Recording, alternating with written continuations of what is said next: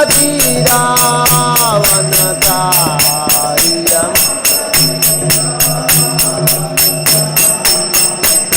राधा माधव कुंज बिहारी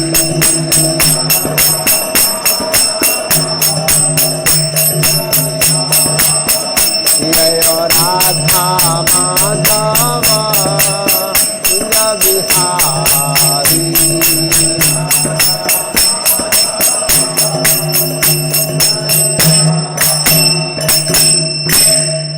जयम विष्णुपाद परमहंस परिवजकाचार्य श्री श्रीमद अभयचरणारविंद भक्ति वेदांत स्वामी प्रभुपाद की अनंत कोटि वैष्णवविंद की सीताराम लक्ष्मण हनुमान की शिष्य गौर निताय की शिला प्रभुपाद की निताय गौर प्रेमानंदे।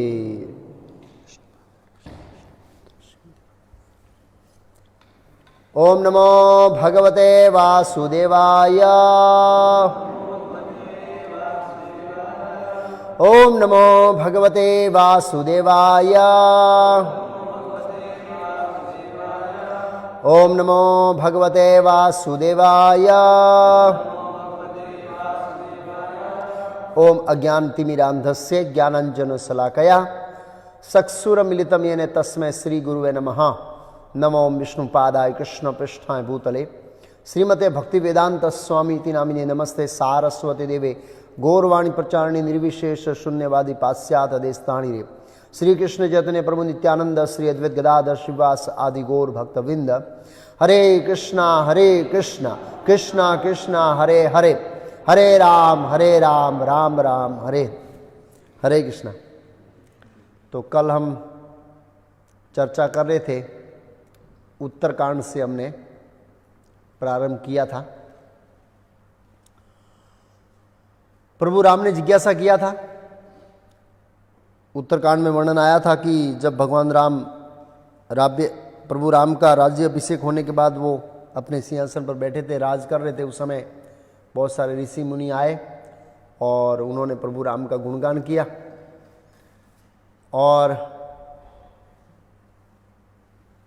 बताया कि रावण कितना शक्तिशाली था, उनको आपने मार दिया। कुंभकर्ण, कुंभ, निकुंभ, मारीच, खरदूषण इत्यादि। लेकिन विशेष आपने हमारे ऊपर करुणा किया इंद्रजीत को मारकर। तो प्रभु राम ने जिज्ञासा किया कि आप रावण को छोड़कर इंद्रजीत को कैसे श्रेष्ठ मान रहे हैं और इंद्रजीत इतना शक्तिशाली कैसे बना, ये प्रश्न किया था। आवाज आ रहा है प्रभु? तो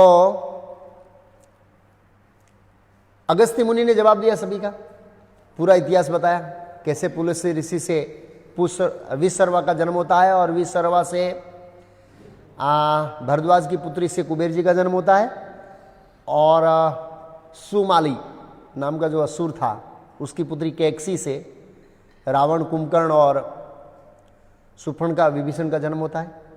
वो इतिहास बताया और मंदोदरी से रावण से इंद्रजीत का जन्म हुआ। फिर इनके तपस्याओं का वर्णन किया, वरदानों का वर्णन किया। उसके बाद उन्होंने, रावण ने पूरे जगत पर जो अत्याचार किया उसका भी वर्णन विस्तार से किया अगस्त्य मुनि ने। और फिर प्रभु राम ने जिज्ञासा किया कि ऐसा कोई क्षत्रिय है जिससे रावण पराजित हुआ हो, क्षत्रिय? तो उन्होंने बताया, हाँ, कार्तिक वीर अर्जुन है, यही का राजा, माहिष्मती नगरी का राजा कार्तिक वीर अर्जुन ने रावण को परास्त किया। उसके बाद वाली ने भी परास्त किया। ये दो क्षत्रियों का, वाली वैसे क्षत्रिय ना आते लेकिन बंदरों के राजा से, किष्किंधा के, उनको वर्णन किया ऐसे।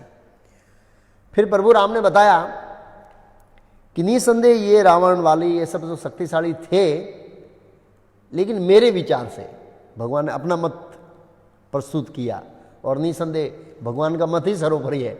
मेरे मत से हनुमान इन दोनों की शक्ति से श्रेष्ठ है, ऐसा प्रभु राम ने व्यक्त किया हनुमान को। और उनकी शौर्य के कारण तो मैं माता सीता को वापस लाया और मैं अभी अभिव्यक्ति नहीं कर पा रहा हूं कि मैं कितना हनुमान जी का ऋणी हूं। सबके सामने भगवान राम बोले और मेरे सभी सच्चे सेवकों में हनुमान श्रेष्ठ है, ऐसा राम ने बताया। मेरे जितने भी सच्चे सेवक है, मतलब झूठे भी सेवक भी है, इसका मतलब ऐसे बोला भगवान राम ने बोला सच्चे सेवक, मतलब झूठे सेवक भी हो सकते हैं। झूठे मीन्स कनिष्ठ, न्यू फाइट भगवान राम के सेवक, लेकिन मेरे सच्चे सेवकों में ये श्रेष्ठ है। अब प्रभु राम का प्रश्न ये था कि जब सुग्रीव इतना दुख भुगत रहा था और वाली के साथ इनकी शत्रुता हो गई, तो हनुमान जी के पास इतनी शक्ति होते हुए भी उन्होंने सुग्रीव का मदद क्यों नहीं किया, ये प्रश्न था।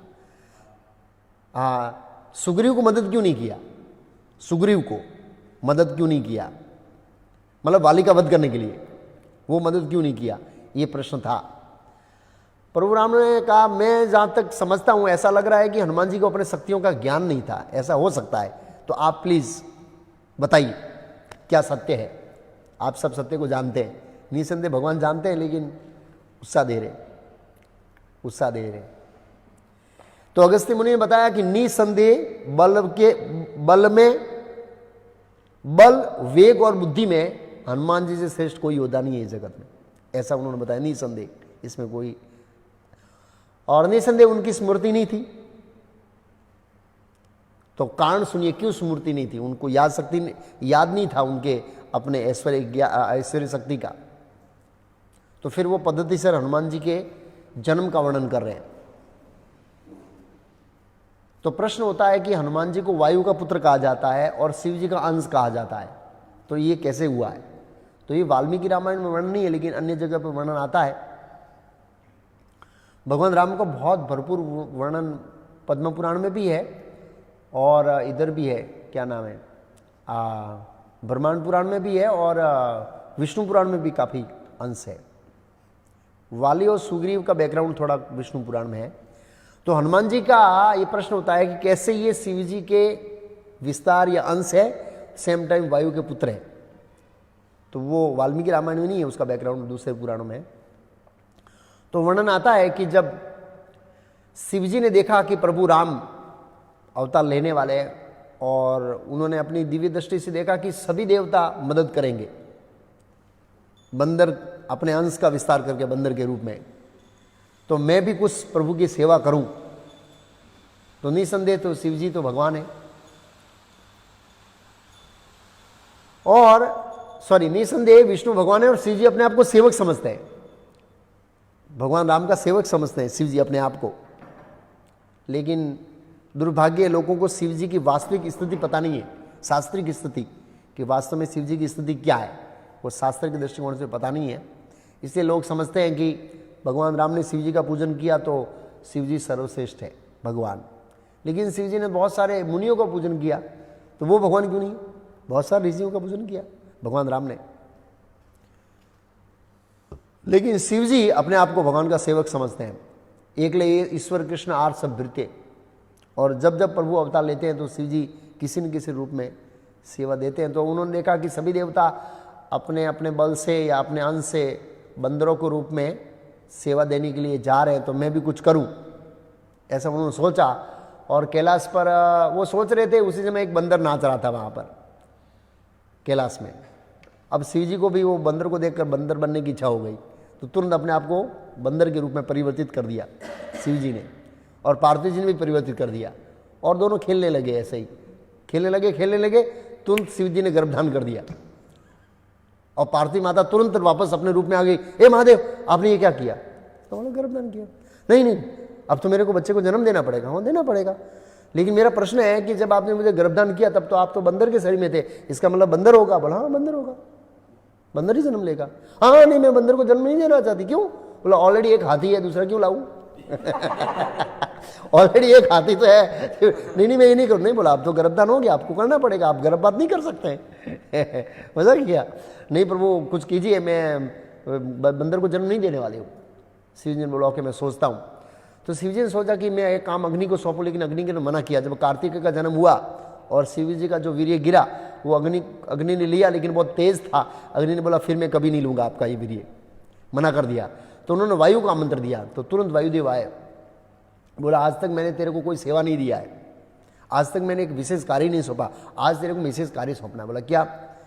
क्योंकि मैंने पार्वती जी को गर्भधान कर दिया है तो वो बच्चे को जन्म देना चाहती है, तो उस गर्भ को तुम उस वीर्य को स्टोर करके रखो, जब प्रभु राम अवतार लेंगे तब उसका उपयोग होगा। तो वायुदेव बोले प्रभु वही तो बहुत तेज़, आपका ग्रहण करना बहुत मुश्किल है। बोला ठीक है कुछ करो, करता हूँ। तो वायु वो ले लिया उन्होंने और दौड़ते दौड़ते गए, सप्तऋषियों को बोला इसका कुछ करो, प्रभु राम जब तक अवतार नहीं लेते तब तक इसको प्रिजर्व करके रखना है। तो उन्होंने बताया कि मंदाकिनी नदी के तट पर एक विशेष पात्र है, उस पात्र में संयोगी करके उसको रखा। और फिर जब समय आया तो यक्षराज केसरी मेरू पर्वत के अंदर वो तपस्या कर रहे थे पुत्र प्राप्ति के लिए, केसरी।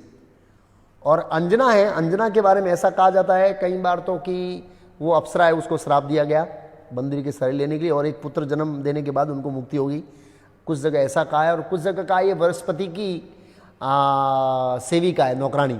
बृहस्पति ने उनको श्राप दिया कुछ गड़बड़ होने के कारण। तो उन्होंने कहा कि जब आप एक वीर पुत्र को जन्म देगी तो तुम वापस आ जाएगी। ऐसा अलग अलग युग के अनुसार घटनाएं। तो जो केसरी था तपस्या कर रहा था एक शक्तिशाली अपने जैसा पुत्र के लिए, भयंकर शक्तिशाली पुत्र। और सभी देवताओं में ऐसा कहा जाता है वायु शक्तिशाली है। हनुमान देखो, और इसको देख सकते हैं हम लोग भीम को। तो वायुदेव को प्रसन्न करने का प्रयास कर जाता है। कई जगह ऐसा कहा और कई जगह ऐसा कहा इंद्र को प्रसन्न करने का प्रयास कर रहे थे। तो वायुदेव ने कहा कि अच्छा तुमको पुत्र चाहिए? बोला हाँ। बोला मैं वैसा करता हूँ। तब उन्होंने तुरंत अदृश्य रूप में वो जो गर्भ लेके गए अंजना के गर्भ में स्थापित कर रहे थे। अंजना ने कहा ये क्या कर रहे हैं, कौन है अदृश्य रूप में मेरा स्पर्श कर रहे हैं? बोला चुप, मैं वायुदेव हूँ। उन्होंने बोला आप सामने नहीं आएंगे तो श्राप दे दूँगा। तो वायुदेव सामने आया, आप याद कीजिए आपको श्राप है। तो उन्होंने याद किया हाँ, और आपको ये भी श्राप दिया कि आपकी मुक्ति तभी होगी जब आप वीर पुत्र को जन्म देगी तब। बोला हाँ। तो वायुदेव ने फिर वो गर्भ स्थापित किया। इस हिसाब से वो वायु के पुत्र कहलाए और शिव जी का अंश है, ऐसा कहा जाता है। और समय आने पर अंजना ने उस पुत्र को एक गुफा में जन्म दिया। और अंजना कुछ फल लेने गई थी, उसमें तो हनुमान जी भूखे प्यासे हो गए और गुफा से बाहर निकले, देख रहे हैं कि कुछ नारंगी जैसा दिख रहा है सूर्य सुबह सुबह में। तो हनुमान जी ने सीधा छलांग लगाया। अब देवता वो देख के एकदम घबरा गए, अरे ये मन और गरुड़ से वेग, ऐसा बंदर कौन है जिसका वेग मन और गरुड़ से भी अधिक है? जब ये बंदर है, छोटा है, तब ऐसा कार्य कर रहा है, जब बड़ा होगा तो क्या करेगा? सब देवता चिंतित हो गए। और सूर्य को खाने जा रहा था और सूर्य की किरणें उसको ताप को जलाने की तैयारी कर रही थी कि वायुदेव गए कि सीधा बर्फ डाल दिया उसके ऊपर। ऐसे सूर्य की किरणों ने उनको जलाया नहीं। और सूर्यदेव ने देखा कि आगे जाके भगवान राम की मान सेवा करने वाले हैं, तो उनको अपनी किरणों से जगाया नहीं और जाके वो औरत पे बैठ गए। उसी समय राहु आया, उसका समय हो गया था सूर्य को ग्रसित करने का। राहु को भूख वहीं से मिटती है, वो जब सूर्य को ग्रहण करता है तब वो तुष्ट होता है, ऐसा बताया गया रामायण में। तो आया तो उन्होंने देखा कि ये कोई दूसरे प्रकार का फल है, उसको खाने गया। एक बार तो पकड़ लिया लेकिन वो छटक गया और छटक के सीधा देवराज इंद्र के पास गया और इंद्र को डांटने लगा, आप लोगों ने ये फिक्स किया है हमारी भूख तभी मुटेगी जब हम सूर्य और चंद्र को ग्रसित करेंगे, लेकिन आपने दूसरे राहु को बना दिया। मैं देख रहा हूं मेरे जाने से पहले दूसरा राहु खा रहा है सूर्य को, आप लोगों ने मेरे साथ धोखा किया ऐसा। इंद्र बोले दूसरा खा रहा है? कौन दूसरा? अरे मैं अभी अभी सूर्य के पास जाके आया, वो दूसरा खा रहा है उसको। दूसरे राहु का निर्माण किया आप लोगों ने, मेरे साथ धोखा किया। बोला नहीं ऐसा कुछ नहीं किया, चलो मेरे साथ। तो राहु उससे आगे जा रहा है, इंद्र से आगे जा रहा है और देखा कि ओ यही फ्रूट फिर से सामने आ रहा है। फिर हनुमान जी उसको खाने गए तो देवराज इंद्र रास्ते में आ रहा है तो उसको शरण लिया उन्होंने। देखो ये है, ये दूसरा राहु है। और उन्होंने देखा वाइट हाथी, ओहो ये तो वाइट किला लग रहा है। हनुमान जी उसको हाथी को ऐरावत को खाने गए और वज्र मारा तो यहाँ पर लगा डंडी, इसको क्या बोलते हैं ऐसे गुजराती में हिचकी बोलते हैं, हिंदी में क्या बोले? टूटी। वो थोड़ा खंडित होगा और ये पर्वत के ऊपर दे धड़ाम गिरे तो प्राण त्याग दिया, मर गए ऑलमोस्ट। वायुदेव आए और उनको उठाया और गुफा में चले गए नीचे पर्वत के। बहुत नाराज हो गए वायुदेव, हवा बंद। तो हवा ऐसा नहीं कि खाली सांस लेते हैं, ये पेट, ये अंदर बहुत अलग अलग प्रकार की हवा होती है, सब हवा बंद कर दी। वो तो उनके क्या है, एक्सपांसन है दूसरे हवा के, ये मेन हवा का मेन बॉस है, और दूसरे सब छोटे छोटे हवा वाले उसके अंदर में, सबको बोला सप्लाई बंद कर दो। तो ऐसा लगा पेट बढ़ गया देवताओं का, अंदर आंतड़े संकुचित हो गए। हमारे शरीर वो फिक्स रहता है ना, वो अलग अलग वायुओं के कारण रहता है। बहुत देवता परेशान हो गए और होकर ब्रह्मा जी के पास गए, ये वायुदेव निराश हो गए हैं और ये सब हवा बंद कर दिया। ब्रह्मा जी ने कहा, उनको तो पता था कि ऑलमोस्ट राम अवतार में सब स्टोरी सेम होती है, ज़्यादातर यही ऐसा सीक्वेंस होता है, थोड़ा गुना कुछ अलग होता है। तो बोला, आपने वायु के पुत्र हनुमान को इंद्र ने मार दिया है, इसलिए वो नाराज है, चलो हम जाते हैं। सभी आए उस गुफा में और वो वायु लेके खड़े थे और थोड़ा डिस्टर्ब थे, रो रहे थे दुख में कि आपने मेरे पुत्र को ऐसे मार दिया। तो ब्रह्मा जी ने ऐसे हाथ किया, बेटा जाग जा, तो बेटा खड़ा हो गया और वायु ने फिर हवा देना शुरू किया। फिर ब्रह्मा जी ने कहा, हे देवताओं, ये हनुमान जी भगवान राम के सेवक हैं और आगे आने वाले समय में ये आपके लिए बहुत हित का कार्य करेगा, इसलिए आप सब लोग उसको आशीर्वाद दो। समाज के अंदर लोग सोचते हैं कि हम किसी देवता की पूजा नहीं करेंगे तो नाराज हो जाएंगे, लेकिन यहां पर सिद्धांत स्थापित है कि अगर राम की भक्ति करेंगे तो देवता स्वाभाविक रूप से आशीर्वाद देंगे, स्वाभाविक रूप से। महाभारत में वर्णन है कि जब इंद्र ने महाभारत में वर्णन, जब पांडव लोग कामेवन में रहते थे तो दुर्योधन उनका अपमान करने के लिए गया था, उनको जलाने के लिए। हम कैसे ऐसा आराम करते, तुम कैसे भूखे भूखे खा के सो जाते हो, ऐसे सूखा मुखा। तो देवराज इंद्र ने गंधर्व को भेजा, गंधर्व के राजा चित्ररथ को, जाओ उठा के ले आओ दुर्योधन को, जो पांडवों को डिस्टर्ब करता है। इवन एक शुद्ध भक्त को कोई डिस्टर्ब करता है वो भी देवता सहन नहीं कर पाते, लेकिन भौतिक दुनिया में लोग समझते हैं हम देवता की पूजा नहीं करेंगे, कृष्ण की पूजा करेंगे, छोड़ देंगे तो देवता नाराज हो जाएंगे। अरे कहाँ नाराज हो जाएंगे, बता रहे शास्त्रीय सिद्धांत कि हम विष्णु भक्ति, कृष्ण भक्ति, राम भक्ति करने से देवता प्रसन्न होते हैं। तो ब्रह्मा जी ने कहा, आगे जाके भगवान के महान भक्त के रूप में विख्यात होंगे और आप लोग आशीर्वाद दीजिए, आपके हित के लिए कार्य करेगा। तो सबसे पहले इंद्र ने एक सुंदर कमल का हार पहनाया और उनको वरदान दिया कि मेरा वज्र उनके ऊपर प्रहार नहीं करेगा, उसकी कोई असर नहीं होगी। फिर सूर्य ने कहा कि मैं अपने तेज का एक भाग देता हूं उनको, और फ्यूचर में जब इसको विद्या लेने की इच्छा होगी तब मैं शास्त्रों का ज्ञान दूंगा उनको। कुबेर ने कहा, कुबेर ने एक आशीर्वाद दिया कि मेरी गदा उन पर कोई असर नहीं करेगी, और एक आशीर्वाद दिया। वरुण ने एक आशीर्वाद दिया, विश्वकर्मा ने कहा मेरे द्वारा बनाया हुआ कोई भी हथियार उनके ऊपर असर नहीं करेगा। ऐसे काफी देवताओं जो मेन थे उन्होंने आपसे दिया। ब्रह्मा जी ने फिर अपना आशीर्वाद दिया, बोला दीर्घायु, दीर्घायु हो, दीर्घायु, चिरंजीवी, अजय, ब्राह्मणों के श्राप से मुक्त, मीन्स ब्रह्मदंड का भी श्राप नहीं लगेगा उनको। मेरा ब्रह्मास्त्र है ब्रह्मा जी का, वो तुझे असर नहीं करेगा, कुछ समय के बांधेगा, 2 सेकंड में फ्री हो जाओगे तुम। ऐसा बहुत सारे आशीर्वाद दिए, 3-4 और आशीर्वाद दिए। फिर भी हनुमान जी इतने प्रसन्न नहीं थे। तो बृहस्पति ने देखा कि ब्रह्मा जी का इतने वरदानों के देने के बाद हनुमान जी प्रसन्न नहीं थे। तो ब्रह्मा जी ने हनुमान जी का मन रीड किया और हनुमान जी बोले मैं सीधा निकला, देखा फल फ्रूट नहीं है। अब बंदरों को क्या चाहिए, फल फ्रूट चाहिए ना। तो समझ गए, बोला आप लोग जहां रहेंगे वहां फल फ्रूट होगा। तब हनुमान जी ने स्माइल लिया कि हाँ अब बरोबर है, अब बरोबर है, अब बरोबर है। और बृहस्पति ने आशीर्वाद दिया आयुर्वेद का, मेरी कृपा से तुमको आयुर्वेद का सभी ज्ञान हो जाएगा, सभी वनस्पतियों का, दवा का, कौन सी दवा का क्या असर होगा, किसके ऊपर क्या होगा, सब ज्ञान हो जाएगा। ये आशीर्वाद बृहस्पति ने दिया। और फिर वायुदेव अंजना को सौंप कर चले गए।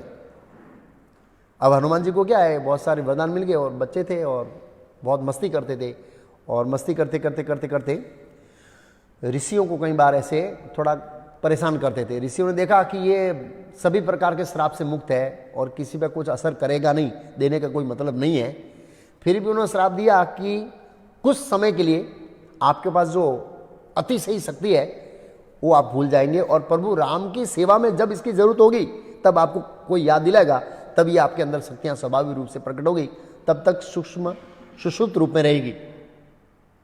ऐसा ऋषियों ने श्राप दे दिया। अब ऋषि ने श्राप दे दिया, तब थोड़ा हनुमान जी शांत हो गए।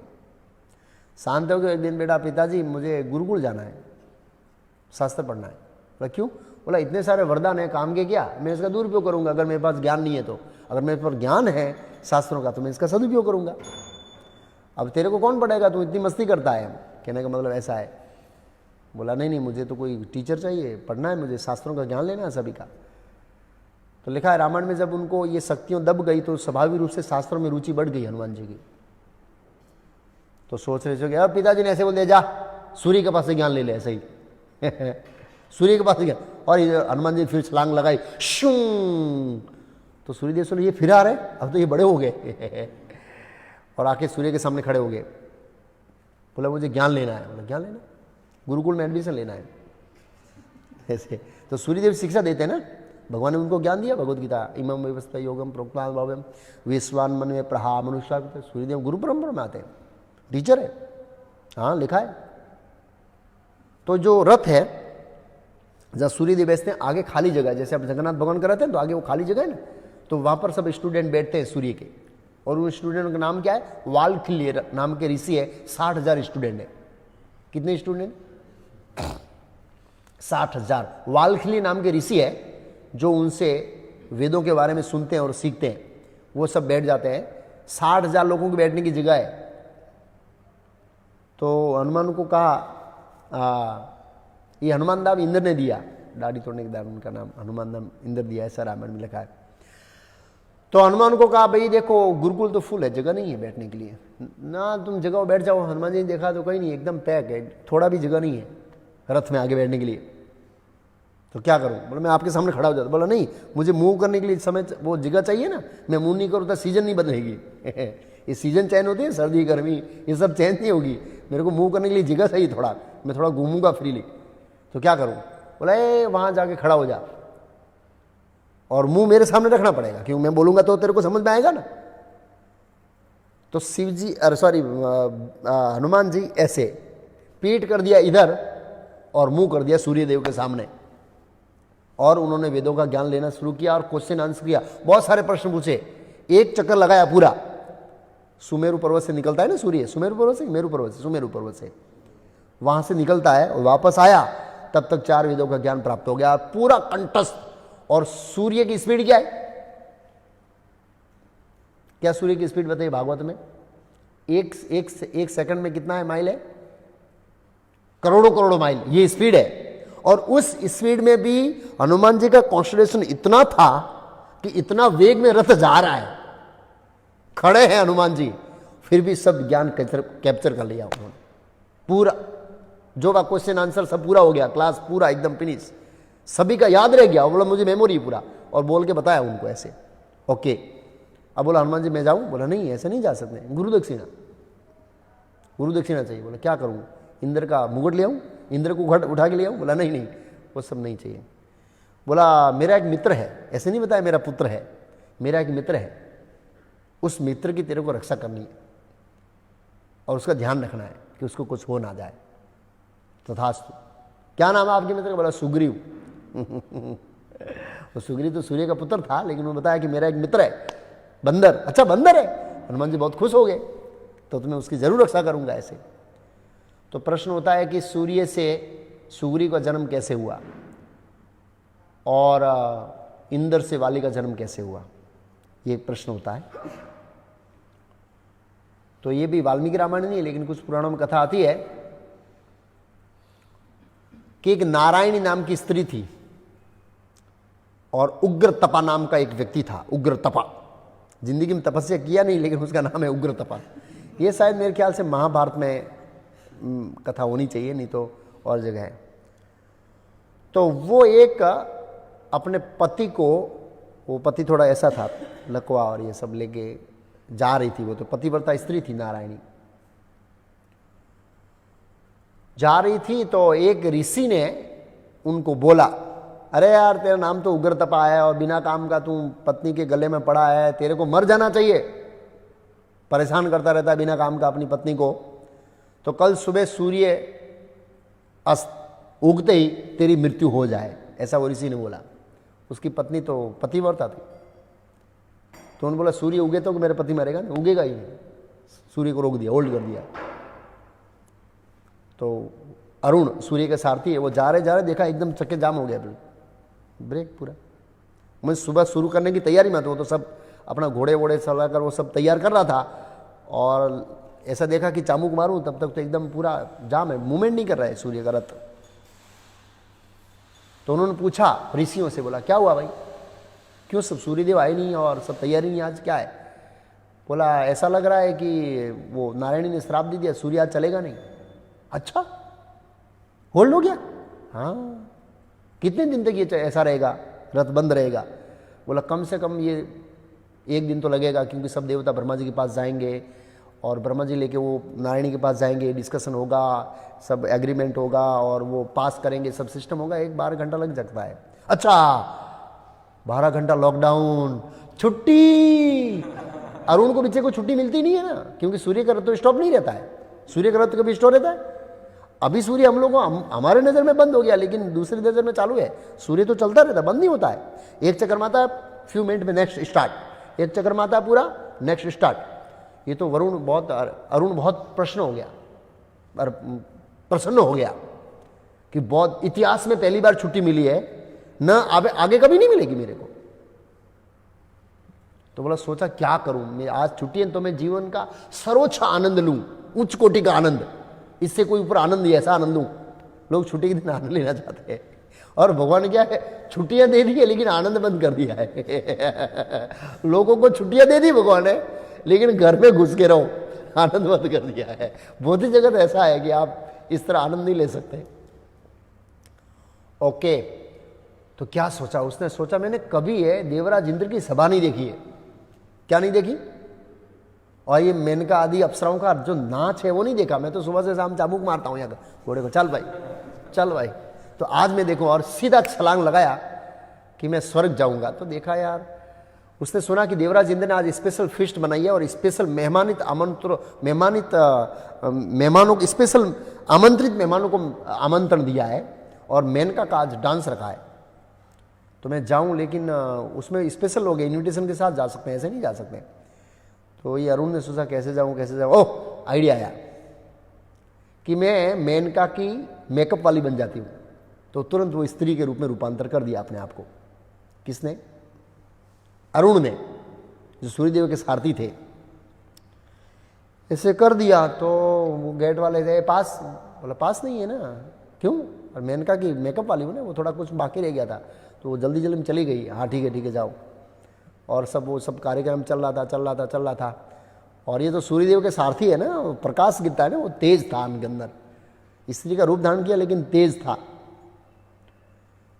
और वो स्त्री बन के बैठी और डांस देख रही थी। इंद्र की नजर पड़ी, यार इतनी चमकीली स्त्री कौन आ गई है, इसका तेज इतना है। वैसे मेनका का तेज भी फीका पड़ गया। इंद्र ने थोड़ा क्या प्रोग्राम जल्दी बंद करा दिया है, जल्दी करो, पूरा वाइंड अप करो, जल्दी वाइंड अप करके बंद करा दिया। और सब जा रहे थे, और तुरंत देवराज जाड़ के देखा, उसको रोका, तुम रुक जाओ, सब जाने दो। कौन हो तुम भाई? बोला वो नहीं है, मुझे जाने दो। बोला नहीं जा सकती। क्यों? तुमको मेरे पास रहना है। नहीं, तुम्हारे पास नहीं रह सकती। क्यों? अरे मेरे पास नहीं रह सकते। हाँ, तुम्हारा इतिहास बहुत खराब है पिछले वाला, इसलिए मैं तुम्हारे साथ नहीं रह सकती। बोला नहीं, मैं इंद्राणी के पास मेरे को नहीं, मैं नहीं रहूंगा। इंद्राणी के पास रख, कहीं भी रखे नहीं रहूंगा। बोला मैं जाना चाहता हूँ। नहीं, आप नहीं जा सकते। अरे मैं स्त्री नहीं हूँ, मैं पुरुष हूँ। क्या है, तुम मेरे मजाक कर रही है? इंद्र ने कहा तुम मजाक कर रहे मेरे से, मुझे मूर्ख बना रहे, तुम स्त्री है? नहीं, मैं पुरुष हूँ, मैंने स्त्री बन गई हूँ। अरे यार तुम जो भी हो, मैं तुम्हारा भोग करना चाहता हूँ। अरे बोला भोग करेंगे तो बच्चा होगा, उसको संभाले कौन? मैं सूर्यदेव का सारथी हूँ अरुण। बोला नहीं, तू मुझे मूर्ख बना रहा है।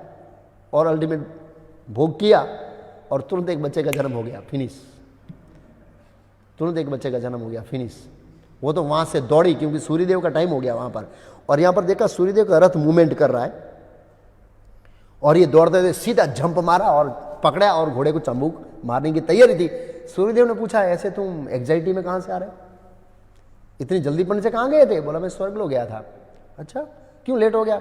यार इंद्र ने बहुत गड़बड़ी कर दी। क्या गड़बड़ी कर दी? बोले एक बच्चा दे दिया। बच्चा दे दिया? कैसे बच्चा दे दिया तेरे को? तो उन्होंने इतिहास बताया कि मैं अरुणी बन गई थी। अरुणी बन गई? अच्छा, इतनी सुंदर थी कि देवराज इंद्र तेरे से आकर्षित हो गए। बोला हाँ।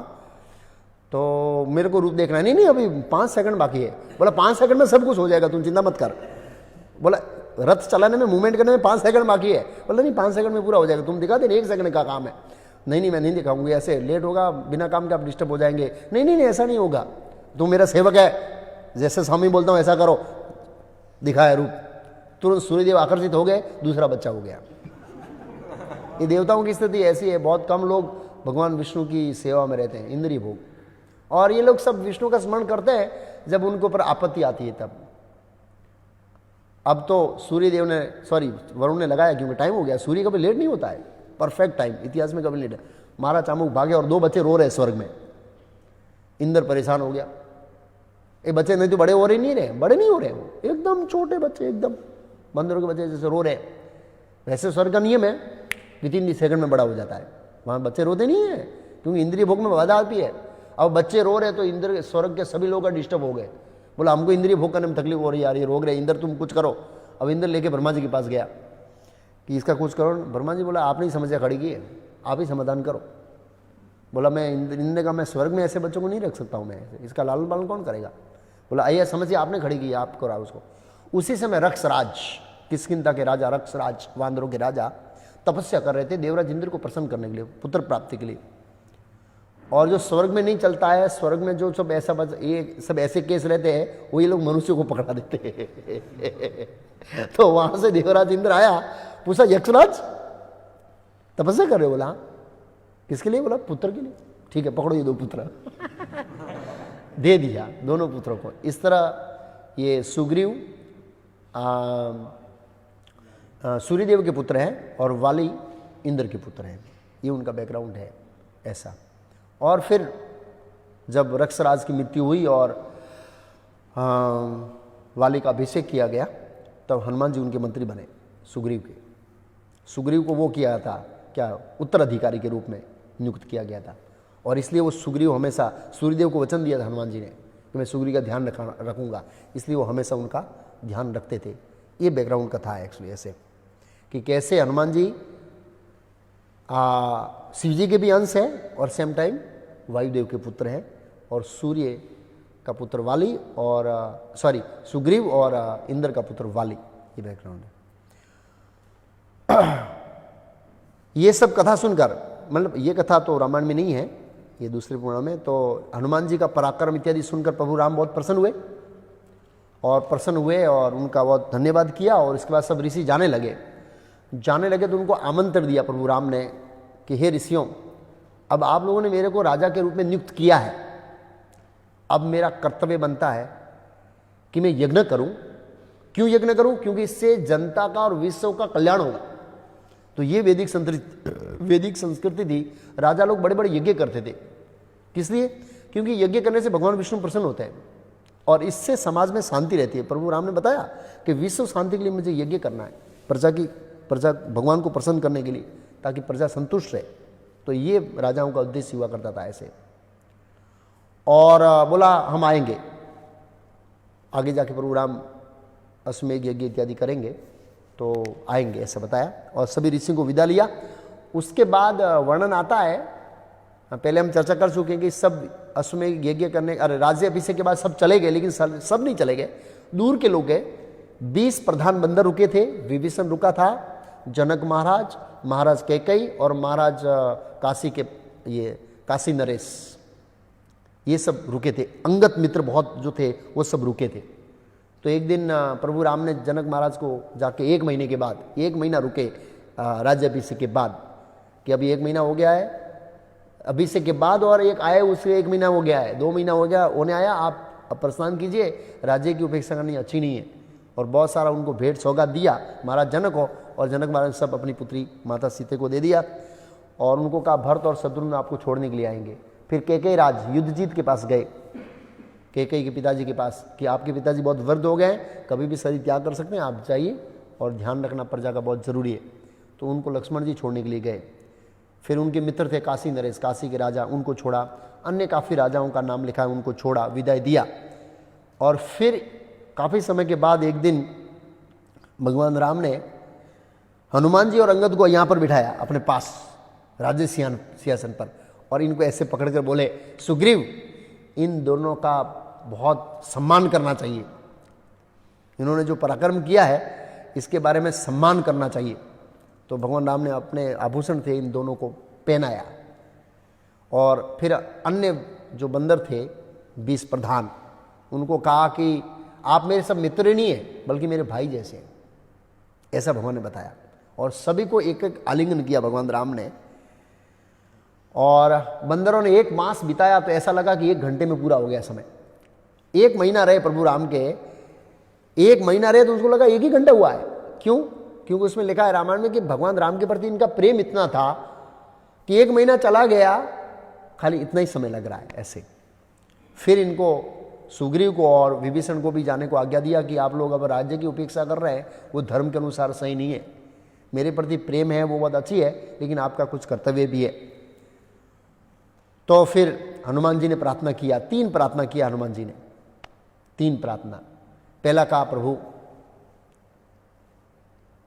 जब तक मैं पृथ्वी पर हूं तब तक पृथ्वी पर आपकी कथा चलती रहे, ताकि मैं सुन के अपने वियोग का शमन कर सकूं। ये एक प्रार्थना किया।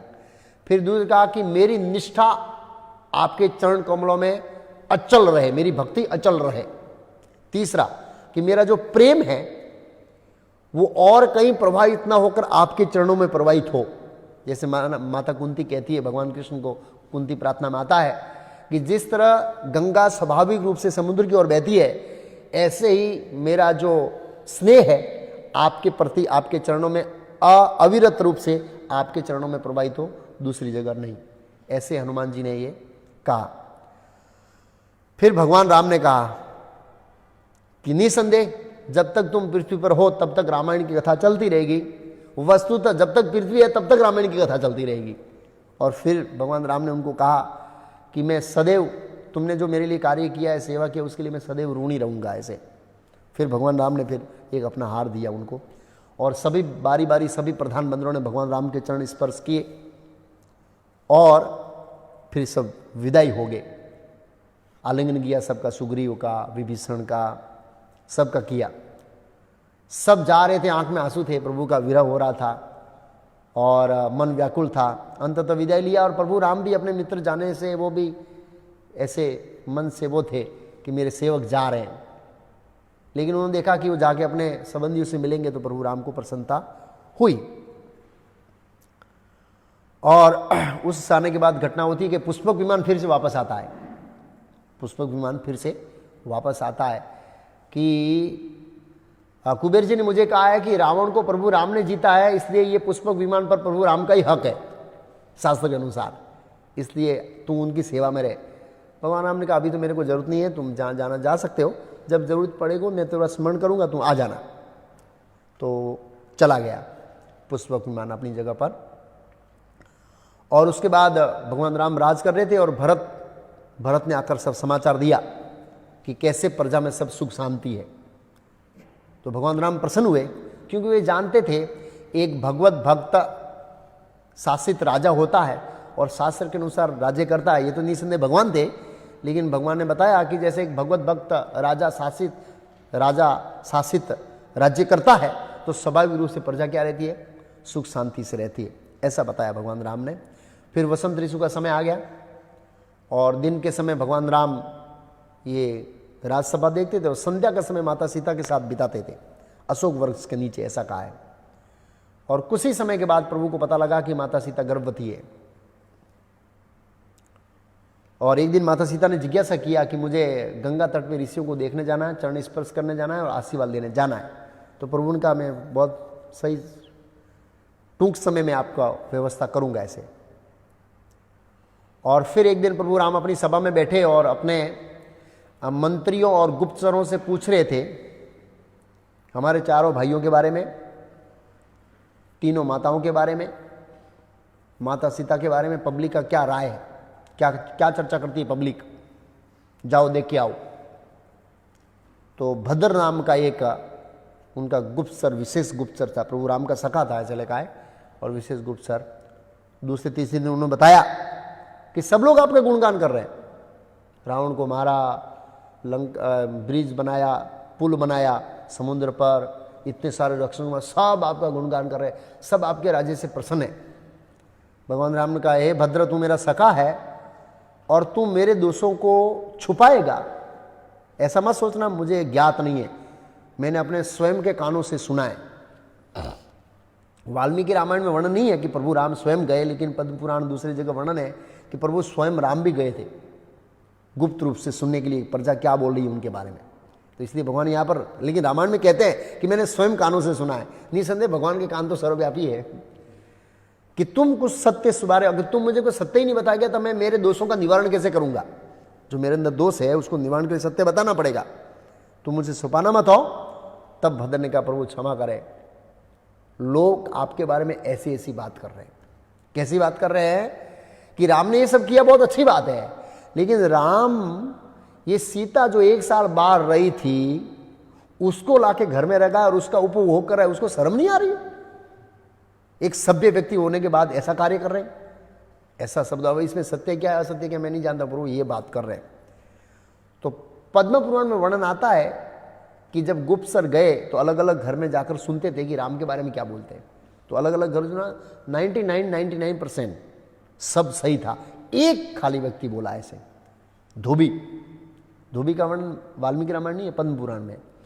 एक धोबी ने क्या किया, एक पत्नी अपनी आई थी एक दिन दूसरे किसी घर के रहकर, तो उसको लात मार रहा था, तुम मेरे घर में नहीं आ सकती, मैं राम नहीं हूं कि पर घर में रुकी स्त्री को मैं रख सकता हूं। वो तो राजा है, जो भी चाहे नियम बना सकते हैं, जो भी नाम तीर्थ सकते हैं, और वो जो भी इस करेगा वो न्याय के अनुसार होगा, मैं जो कुछ करूंगा वो अन्याय होगा, ऐसे बोला है। देखो कि राजा तो जो नियम बनाते हैं वो उनके लिए नियम है सब, वो सत्य ही है सब कुछ। तो फिर ये भद्र ने आके राम को इसके बारे में बताया कि ऐसा बात कर रहे हैं ऐसे। तो प्रभु राम ने कहा मंत्रियों को, पता लगाओ कि सही चर्चा हो रही है। बोला बाजार में चल रही बात, एक बोला, दूसरा बोला, 3 बोला, जन प्रवाह फैल रहा है। मंत्रियों को कहा पता लगाओ, तो मंत्रियों ने प्रमाणित किया कि हाँ प्रभु ये बात सही है, लोग ऐसे बोल रहे हैं आपके बारे में। भगवान राम अवगत से इस बात से, जानते थे कि माता सीता पूर्ण रूप से निर्दोष है, लेकिन फिर भी भगवान ने कहा कुछ ईर्ष्यालु लोग मेरे पीछे बात कर रहे हैं। तो ऐसे थे कुछ लोग ऐसे। लक्ष्मण को बुलाया और लक्ष्मण को कहा, लक्ष्मण एक राजा के लिए ऐसी निंदा करना बहुत घातक है, तो वो राज नहीं कर सकता सही थे, और मैंने इक्ष्वाकु वंश में जन्म लिया है और इक्ष्वाकु वंश की कीर्ति के ऊपर कलंक लग रहा है, और मैं नहीं चाहता कि इस दोष के साथ मैं राज्य करूं, क्योंकि आने वाले राजाओं को मैं क्या आदर्श प्रस्तुत करूंगा। इसलिए ये घटनाओं को सुनकर मंत्रियों से विचारणा करने के बाद मैंने माता सीता को त्यागने का विचार किया है। बहुत सारा डिटेल में प्रभु राम ने बहुत सारा डिटेल में बात बताया। अब तो लक्ष्मण का तो पूरा हृदय विदीर्ण हो गया, साहस चला गया, और मैं चाहता हूं कि कल सुबह तुम माता सीता को तुम लेके जाओ और गंगा तट पे छोड़ के आ जाओ। बहुत कठिन जॉब है, इतना आसान नहीं है। और मुझे तर्क मत करना, मुझसे तर्क मत करना, क्योंकि तर्क करने का कोई स्थान नहीं है हमारे पास। माता सीता को त्यागने के सिवाय कोई सहारा नहीं है। इक्ष्वाकु वंश की रक्षा करने के लिए जरूरी है। कल सुबह तुम माता सीता को गंगा तट पर अवलोकन करने के लिए, उनकी इच्छा थी माता सीता की कि मुझे गंगा तट पर जाना है, ऋषियों से मिला, तुम उस बहाने वहां ले जाना, कोई तर्क नहीं। तो कई बार प्रश्न किया जा सकता है कि एक साइड में भगवान राम ये बंदरों की हुई सेवा के लिए इतना गुणगान करते हैं, और दूसरी साइड में भगवान राम अपनी पत्नी से इतने निष्ठुर और कठोर लग रहे हैं, ऐसा क्यों? तो प्रभुपाद जी ने उसके बारे में लिखा है कि भगवान राम एक आदर्श राजा थे और आगे आने वाले शासकों के लिए एक आदर्श प्रस्तुत करने जा रहे थे, और राजा का प्रथम कर्तव्य है प्रजा का शासन करना, और इसलिए उनको कई बार निष्ठुर निर्णय लेने पड़ते हैं, उनको बहुत कड़क निर्णय लेना पड़ता है क्षत्रिय को, और तभी वो प्रजा पर राज कर पाएगा। जब लोग राजा की निंदा कर रहे हैं तो फिर राजा की सुनेगा कौन? आजकल के नेताओं को कोई पड़ी नहीं है, सब गाली देते हैं, ये देते हैं, कुछ भी देते हैं। अच्छा लगता है कोई गाली देता है तो, हाँ, क्योंकि सब असुर है। जब हिरण्यकशिपु कहते, प्रहलाद महाराज कहता था हे असुरों में श्रेष्ठ, तो हिरण्यकशिपु को आनंद होता था, हा हा हा हा, रियल मेरा ग्लोरिफिकेशन हो गया आज तो। जब उसको ऐसे कहा जाता था तुम असुरों में श्रेष्ठ हो तो आनंद लगता है। तो इन नेताओं को जितना बदमाश बोलेंगे ना उनको आनंद आएगा। किसी ने हमको बदमाश बोला, लेकिन जो रियल जो आदर्श राजा थे उनके पीछे ऐसे कोई आलोचना करता था तो वो बहुत बड़ा प्रश्न होता था। ऐसी स्थिति में राजा नहीं कर सकते, राजा आइडियल होना चाहिए। छोटा सा सिद्ध होता था तो भी लोग उसको देखते थे। तो उस दृष्टिकोण से भगवान राम ने यह निर्णय लिया। लक्ष्मण का हृदय विदीर्ण हो गया, फिर भी एक सच्चे सेवक होने के नाते अगले दिन सुबह में माता के पास जाके बोला, प्रभु राम ने मुझे सेवा दिया है कि आप गंगा तट पर ऋषियों के दर्शन करने और पूजा करने और प्रणाम करने जाना चाहते। बोला हाँ अभी मैं तैयार होकर आई। सुमंत्र आया, रथ लाया, माता सीता को बैठाया और गए। और शाम को गोमती नदी के तट पर कुछ ऋषियों के वहाँ रुके और फिर दूसरे दिन चल दिया आगे गंगा नदी के तट पर। चल दिया गंगा नदी का तट आया। माता सीता उतरी नदी को पार करने के लिए और लक्ष्मण को भी रहा नहीं गया, अंदर से दबाया हुआ था अभी तक और तुरंत रोना शुरू कर दिया। माता सीता ने बिना कारण के रोना, हम तो लक्ष्य पर पहुंच रहे हैं और तुरंत वापस आएंगे ऐसे। तो फिर भी बोला कोई कारण नहीं, ऐसे ऐसे ही जवाब नहीं दिया। नाव मंगाई और नदी पार किया और अब और रोना शुरू हो गया। तो माता सीता थोड़ा जोर से बोली, क्या कारण है तुम रो रहे हो? 2 दिन में राम का इतना विरह सता रहा है, मुझे भी राम का विरह है, मैं तुमसे ज्यादा राम से प्रेम करती हूँ, लेकिन फिर भी मैं धैर्य रखती हूँ। 2 दिन में इतना विरह हो गया। मतलब बात वो नहीं है। फिर उन्होंने सत्य घटना बताई कि प्रभु राम राजसभा में बैठे थे और लोक निंदा के कारण उन्होंने आपका त्याग किया है और सलाह दिया कि आप ऋषियों मुनियों के आश्रम में जाके रहे। तो पहले तो माता सीता मूर्छित हो गई और उसके बाद माता सीता पश्चाताप कर रही है कि मेरा दुर्भाग्य है और मैंने किसी का दिल दुबाया होगा, किसी कन्या का विवाह तोड़ा होगा, मैंने कोई पाप किया होगा जिसके कारण मुझे ये आपत्ति आई है। माता सीता ने अपने पति को दोषित नहीं किया। कभी भी रामायण के अंदर कहीं भी वर्णन नहीं है कि माता सीता ने प्रभु राम के ऊपर आरोप लगाया। ये माता सीता की मानता गुण है जबरदस्त। ऐसे माता सीता ने सोचा कि इस अवस्था में तो एक ही कार्य, प्राण त्याग देना चाहिए, लेकिन प्रभु राम का वंश आगे नहीं बढ़ेगा, इसलिए मैं गंगा नदी में डूबती नहीं होनी तो मैं कब का चली जाती इसमें ऐसे। फिर माता सीता स्वस्थ हुई और धैर्य धारण किया और उनको समझाया कि तुम निर्दोष हो, तुम चिंता मत करना, मैं तेरे ऊपर दोष नहीं देती हूँ। लक्ष्मण को बोला माता को प्रणाम करना, राम मेरे स्वामी है, उनकी आज्ञा का पालन करना ही मेरा धर्म है, वो कैसे भी मेरे साथ व्यवहार करे वो मेरे स्वामी है बस। बहुत अच्छा माता सीता ने एक सती स्त्री का भाषण दिया बहुत लंबा लक्ष्मण को, और उनका आज्ञा का पालन करना मेरा धर्म है। और लक्ष्मण माता सीता का परिक्रमा करके चल दिया और माता सीता मूर्छित हो गई बाद में। फिर लक्ष्मण ने कहा, हे सुमंत्र, प्रभु राम कितने दुखित होंगे इस परिस्थिति विवस्था के वश माता सीता को त्याग करने का, प्रभु राम कितने दुखित होंगे।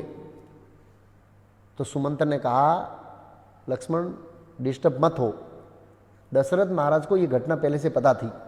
दशरथ महाराज ने मना किया था मुझे बताने के लिए कि प्रभु राम को अपनी पत्नी के विरह में ही राज्य करना पड़ेगा।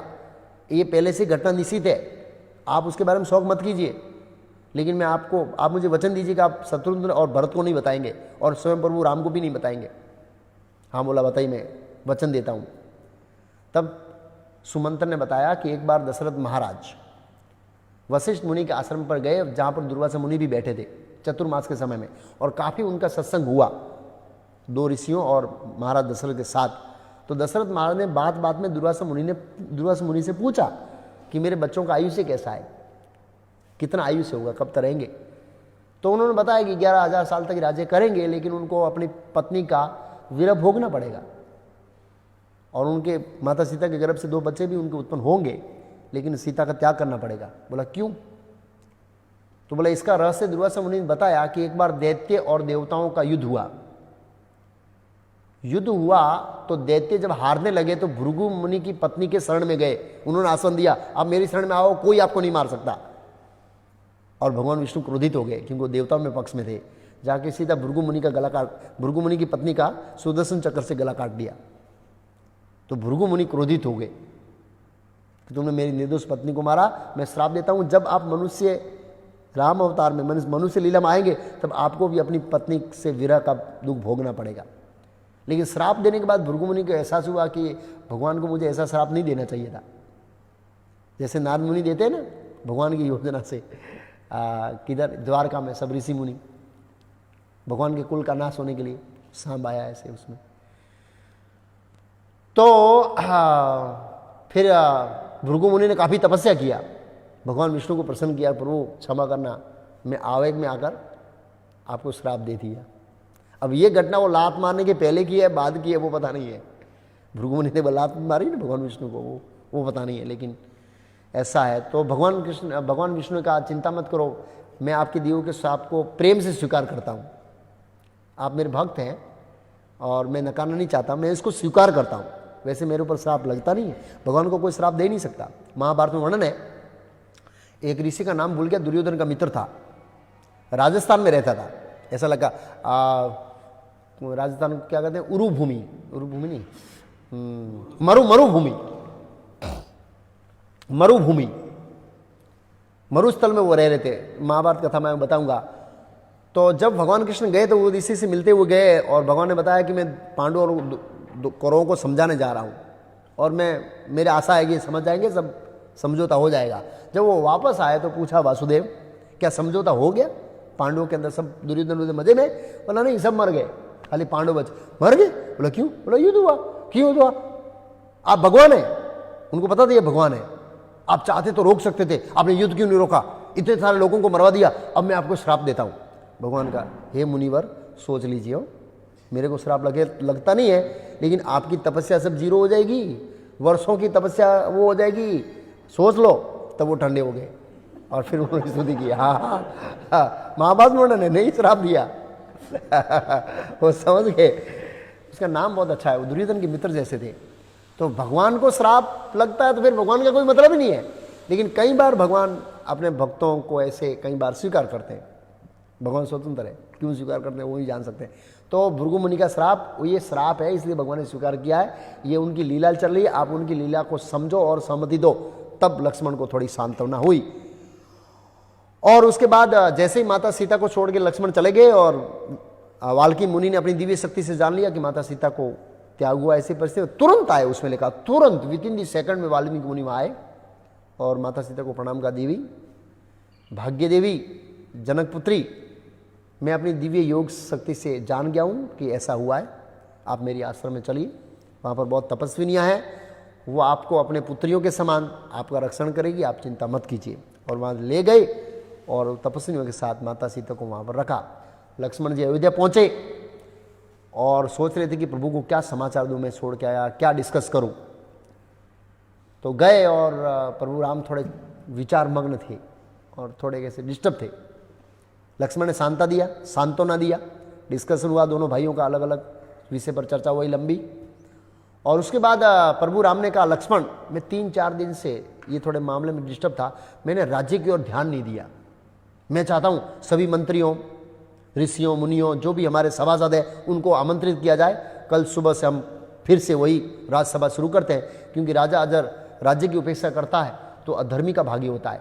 और फिर उन्होंने 2 कथा बताई, राज्य प्रजा का और अपने राज्य की उपेक्षा करता है। एक तो बताई राजा नृग की, सावधान नहीं रहता तो क्या होता है, और एक निमि महाराज की कथा बताई। 2 कथा बता के वो लोग विदा हो गए और दूसरे दिन सभा में सब इकट्ठा हुए और प्रभु राम ने बताया कि जाओ कुछ बाहर देखो, इधर उधर देखो, किसी का कोई कंप्लेन है तो बुलाओ, क्योंकि 4 दिन से मैं ऑफिस में नहीं था, पार्लियामेंट में नहीं था, कोई किसी का कोई मिलना चाहता है मुझे आने दो, उसको कोई रोकेगा नहीं। तो लक्ष्मण जी गए बाहर, सब देखा, बोला कोई नहीं है प्रभु, कोई नहीं है, कौशल के राज्य में किसी कोई शिकायत है ही नहीं है।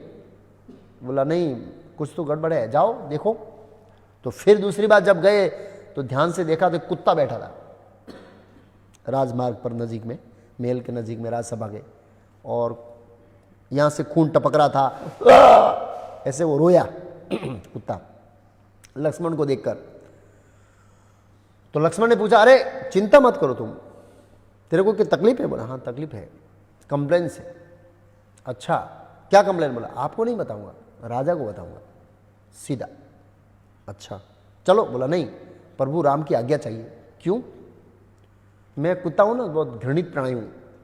ब्राह्मण के घर में, मंदिर में, राज दरबार में, पवित्र जगह में जा नहीं सकता।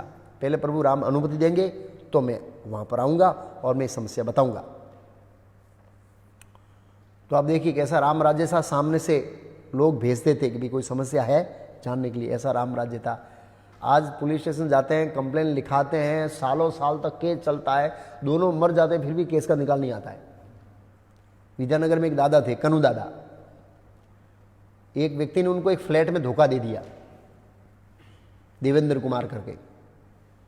जब मैं इसको नहीं जानता तब पता था कि ये थोड़ा चीटर है।